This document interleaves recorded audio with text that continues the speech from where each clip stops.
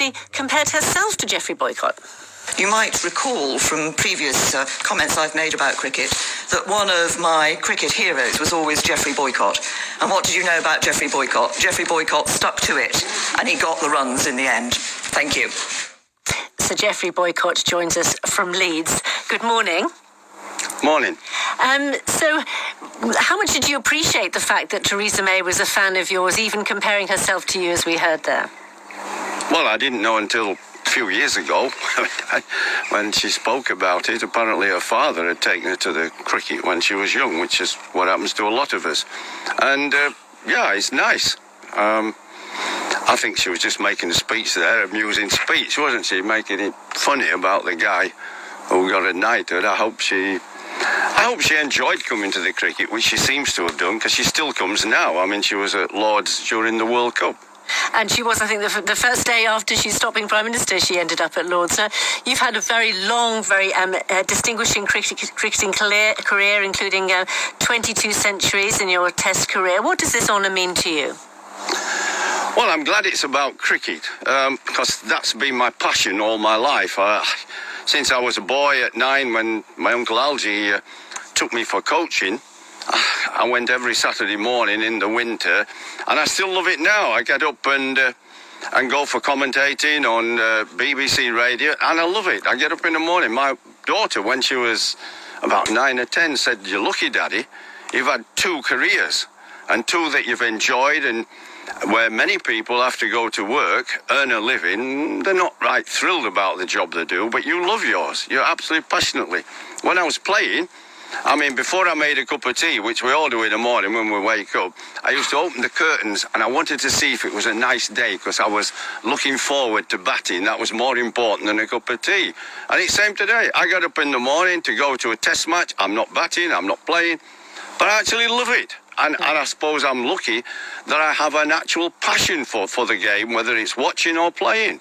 And you might be amused to know that Test Match Specialist just tweeted, "What's Aga's going to say?" Well, yes, I did say that to the head of Radio Sport. Ben congratulated me last night, and I said, I can't wait to see how he introduces me on Thursday morning, but he'll have something to say. He'll be thinking about how he's gonna take the mickey out of me, because he's very quick. You're now 78 years old. It's taken a very long time to get this honour. Why do you think it has taken so long? It's asking me when I'm going to die. I have no idea. Does it matter? I mean, I don't know, love. I have no idea. Well, I suppose one of the reasons that your critics might put forward is the conviction that you had for domestic violence.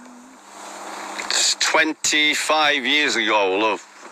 In a French court, she tried to blackmail me for £1 million. I said no, because in England, if you pay any money at all, we think, hang on, there must be something there. I said, I'm not paying anything. I'm not sure I've actually got £1 million at the time. But no, and it's a court case in France where you're guilty, which is one reason I don't vote to remain in Europe. You're guilty until you're proved innocent. That's totally the opposite from England, and it's very difficult to prove your innocence in another country, another language. And most people in England don't believe it. I didn't do it.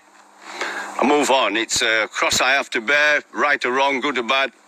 I have to live with it, and I do, because I'm clear in my mind, and I think most people in England are, that it's not true. Although the Chief Executive of Women's Aid has said celebrating a man... I don't care a toss about her, love. It's 25 years ago, so you can take your political nature and do whatever you want with it. You want to talk to me about my knighthood, it's very nice of you to have me, but I couldn't give a toss. And what does the future hold? Do you want people to address you as Sir Geoffrey now? They'll address me exactly as they want, like the bowlers did when I was batting. They swore at me, but most people are nice to me. When I walk up the high street, they say, "Morning, Geoffrey." I say, "Morning, love, nice to see you." And that's how it's always going to be. This is just recognition of my cricket. Very nice, very honoured, thankful to Theresa May, and I thank all the people that supported me and cared for me throughout my cricketing career. Sir Geoffrey Boycott, thank you.